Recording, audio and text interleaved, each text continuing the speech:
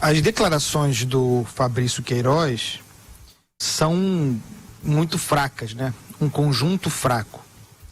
Na entrevista, para além da tentativa evidente de se vitimizar, também vimos um sujeito extremamente nervoso, né?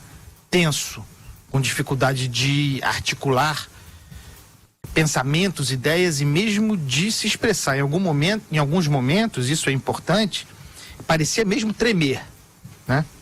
Eu lamento muito o estado de saúde do sujeito.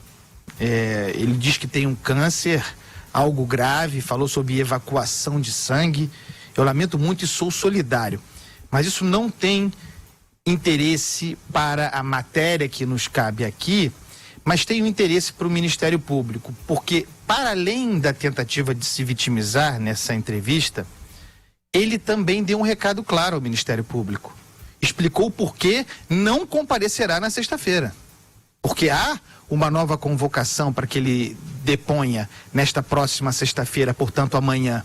Está claro que não irá. Faz referência ao depoimento marcado para as filhas no dia 8 de janeiro. Já empurrou o esclarecimento que quer prestar ao Ministério Público para o ano que vem.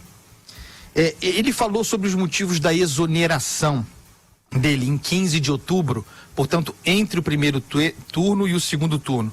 Flávio Bolsonaro já havia sido eleito senador da República e ele diz que havia uma combinação prévia de se dedicar até a campanha, mas uma vez Flávio eleito e com a impossibilidade de acompanhá-lo a Brasília, uma vez que é servidor público, teria de ficar aqui e também em função da sua situação de saúde, já então delicada, havia uma combinação para que deixasse o gabinete. Tudo bem, até capaz de fazer algum sentido, mas eu insisto numa tese que eu apresentei aqui. Essa exoneração, tanto dele quanto da filha, Natália, que então estava no gabinete do Jair Bolsonaro, aconteceu 2 dias antes do Ministério Público solicitar à Justiça autorização para lançar mão da Operação Furna da Onça. O que dá a entender que essa operação foi vazada. Porque não só essas movimentações estranhas aconteceram também em outros gabinetes da Alerj. E aí a gente entra num ponto aqui que eu quero chamar a atenção, muito característico da relação assessor parlamentar, função pública, a confusão também entre público e privado. A jornalista Débora Bergamasco pergunta sobre o que ele era no gabinete do Flávio. E ele então se apresenta como assessor parlamentar. Mas ele não tem clareza sobre o que seja ser assessor parlamentar e, ao se descrever, ao explicar aquilo que ele faz, se apresenta como motorista mesmo do Flávio Bolsonaro. Mas não apenas do Flávio Bolsonaro, ganhando uma fortuna, mais de 10 mil reais, mas não apenas motorista do parlamentar, também da família. Também motorista da mulher do Flávio, buscando os filhos e levando para a escola e fazendo as movimentações como se isso fosse uma coisa normal, como se fosse próprio da atividade de alguém, assessor parlamentar num gabinete. Essa confusão pública e privada, no melhor cenário para o gabinete do Flávio, já é gravíssima. Para além dos salários absurdos pagos a um motorista, temos uma bagunça. A incompreensão do que seja a função do assessor parlamentar. Vejam que ele fala que as filhas estão ali no gabinete por mérito, porque se dedicaram na campanha. E aí, quando tem uma vaguinha, ele pede a inclusão das filhas.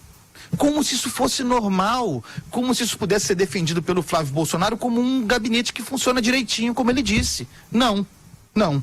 Aí chegamos à questão do dinheiro, né? Ele fala sobre um ponto muito delicado, que é o fato de sua filha Natália, dublê de personal trainer e assessora parlamentar, ter dado quase a totalidade do seu salário em depósito para sua conta, dele, Fabrício Queiroz. Diz vagamente que poderia ser para compor o orçamento para a compra do apartamento que ele estaria pagando, mas aí recua porque, como ele falou, em mérito de dinheiro quer tratar com o Ministério Público, com o qual não trata.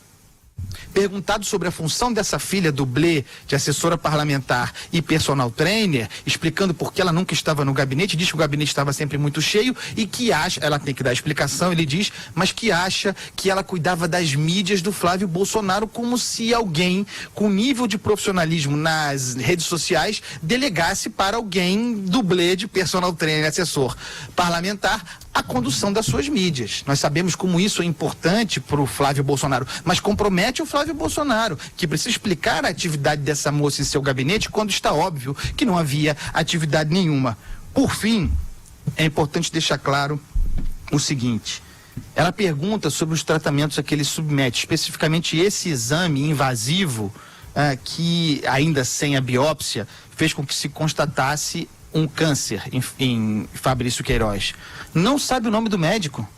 Vladimir alguma coisa, não sabe o nome. Tampouco sabe o hospital em que esteve internado. Pede para falar depois. É muito esquisito, muito vago, muita ponta solta para um homem de negócios bem-sucedido assim.